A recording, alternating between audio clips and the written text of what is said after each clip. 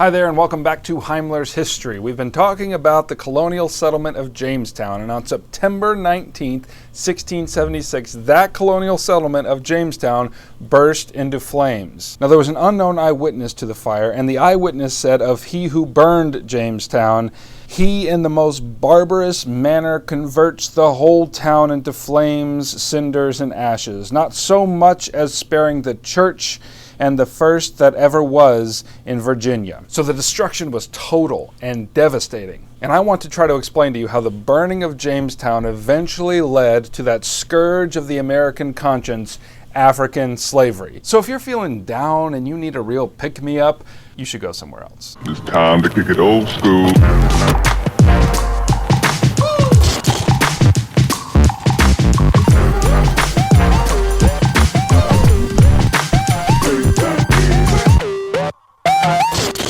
Okay, so who was it that converted the whole of Jamestown into flames? Meet Nathaniel Bacon, who was a Virginia planter who was just as salty as the breakfast meat that bears his name. You need to know that Bacon was not very fond of the Indians who were encroaching on his land from the west, and he was even less fond of William Berkeley, the governor of Virginia, who could not be bothered to do anything about the constant attacks from the Indians on his westernmost citizens. So Bacon was fed up with this, and he gathered about 1,000 poor and angry farmers, most of whom were former indentured servants, marched to Jamestown, killing both friendly and hostile Indians on the way, chased Berkeley from the city, and put Jamestown to the torch. That action inspired other frustrated freedmen and indentured servants to go rioting and plundering, and very soon the colony was in chaos. Now, shortly thereafter, Bacon died of dysentery, probably, and without their leader, the rebellion quickly died out. Now, this rebellion wouldn't be all that important to American history, except that it got the rich folks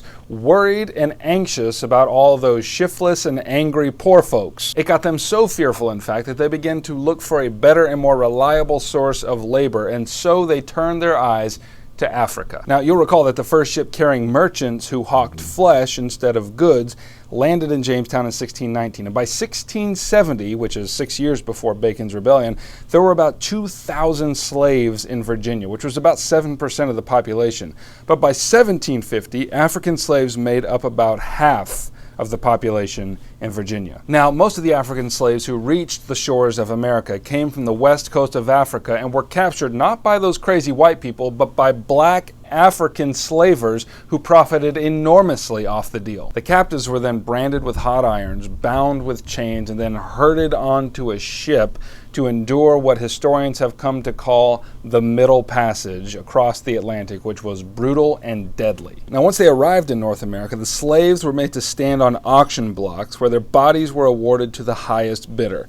Now, the vast majority of these slaves were sent to the West Indies to work in the sweltering sugar fields, but a growing number headed to the British colonies. Now, you should know that not all the colonists approved of such a practice. In fact, the Mennonites of Germantown, Pennsylvania protested loudly, saying, "There's a saying that we should do to all men like as we will be done ourselves, but to bring men hither, or to rob and sell them against their will, we stand against.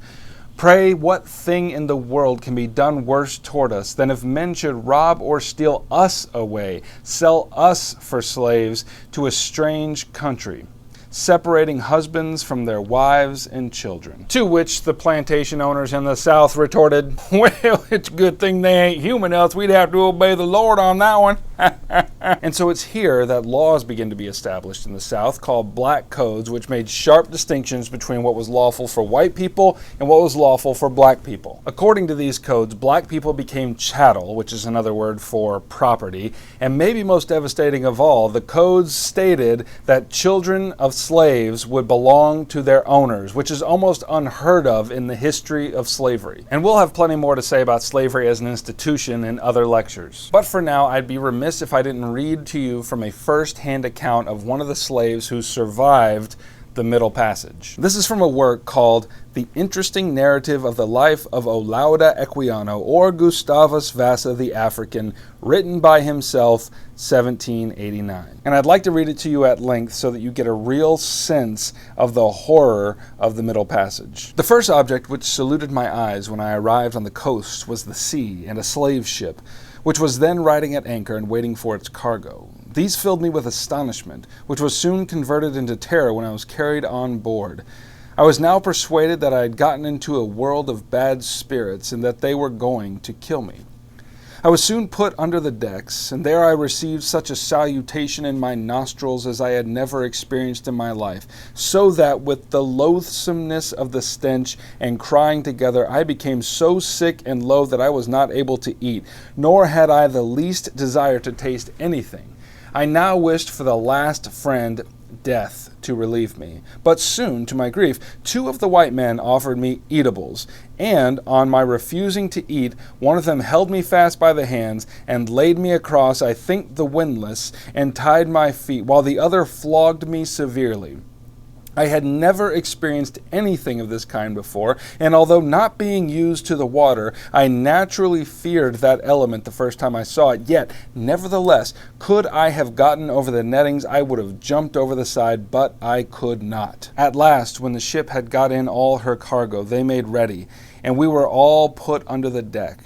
The stench of the hold while we were on the coast was so intolerably loathsome that it was dangerous to remain there for any time, and some of us had been permitted to stay on deck for fresh air, but now that the whole ship's cargo were confined together, it became absolutely pestilential. The closeness of the place and the heat of the climate added to the number in the ship, which was so crowded that each had scarcely room to turn himself, almost suffocated us. This produced copious perspiration, so that the air soon became unfit for respiration, from a variety of loathsome smells, and brought on a sickness among the slaves, of which many died, thus falling victims to the improvident avarice of their purchasers. The shrieks of the women and the groans of the dying rendered the whole a scene of horror almost inconceivable. And to that, I can add nothing. So we'll leave it there, and I will see you next time.